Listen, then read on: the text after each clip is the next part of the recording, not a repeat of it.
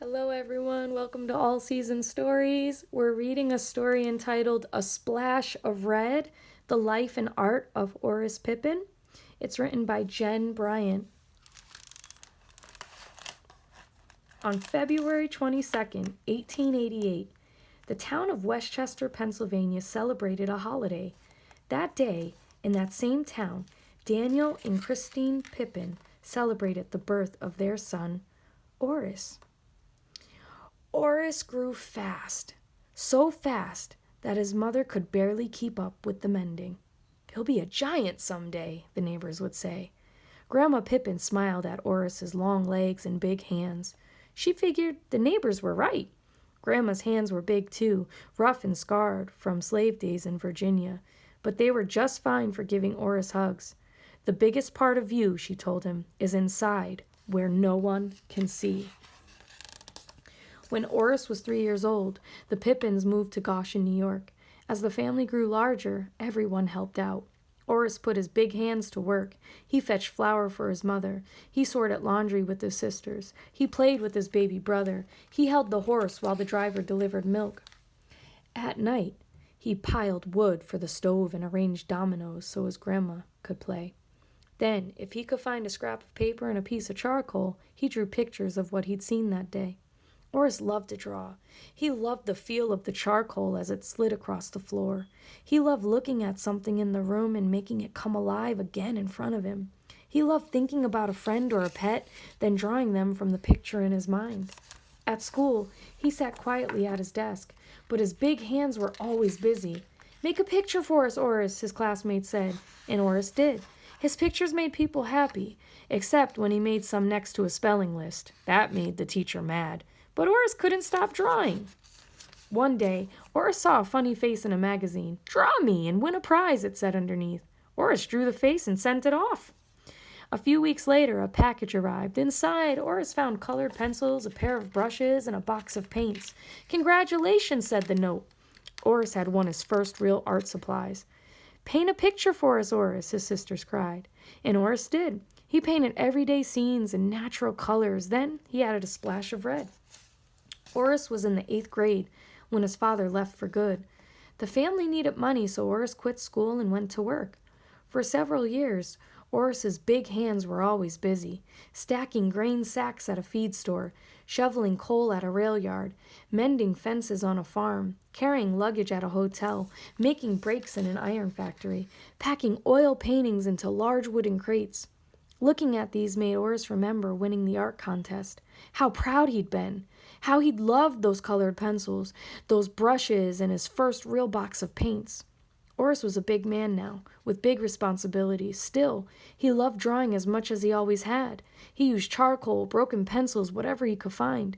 "Make a picture for us, Horace," the other workers said, and Horace did. Far across the ocean, a terrible war had begun. Horace's big heart wanted to help. He joined the army and sailed away. In France, Horace and his regiment dug deep trenches for protection. There were no blankets or beds. It was always wet and cold and dark. He wrote, "I have not seen the sun in more than a month." He wrapped his big hands around a rifle. Planes droned overhead. Shells exploded. Gunfire rattled through the night. And if the fighting stopped for a while, Horace put down his gun and picked up a pencil. "Make a picture for us, Horace," his soldier friends pleaded. And Horace did. He filled his notebooks one by one. One day, he climbed to the top of a trench. A shot rang out. Horace felt pain in his shoulder. He was hit. Many hours passed before help came. Horace was glad to be alive, but the bullet had badly damaged his right arm. When it healed, he couldn't lift or move it the way he used to. Now when someone said, "Make a picture for us, Horace could not. After the war, Horace came back to the United States and met Jenny Wade. Jenny was a hard worker. She loved to cook. Horace was a hard worker too, and he loved to eat. It was a good match. They married and settled down in Westchester. Horace was 32 years old, as big and as strong as ever, but because of his injured arm, he couldn't find a job. "How much can you lift?" the hiring boss asked. And that was the end of that. So Horace did what he could. He organized a Boy Scout troop. He umpired baseball games. He took the neighbors' children fishing. When Jenny started a laundry business, Horace delivered the clean clothes. As he walked along the streets of Westchester, his fingers itched to draw all the colors and all the textures he saw. Lacy white curtains billowing in the windows, a splash of red geraniums blooming on a step, a yellow cat sprinting down an alley, deep green vines spiraling up a wall. At night, his old home in Goshen, his grandmother's slave days, and the Bible stories she told made pictures in his mind. He longed to draw them too, but how? His right arm was weak and painful to lift. The iron poker stood by the fire, straight and tall as a soldier. Could he? With his left hand, he grasped his right wrist. He thrust the poker into the flames until it glowed red hot. Using his good arm to move the hurt one, he scorched lines into wood. "Make a picture for us, Horace," the neighbor said. And Horace did. With practice, his arm grew stronger, his hand steadier.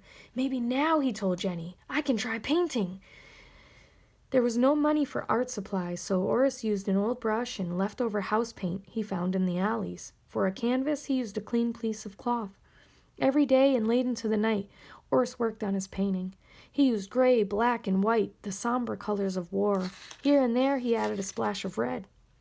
He used 100 layers of paint. He decorated the frame with tiny sculptures. 3 years later, he finished.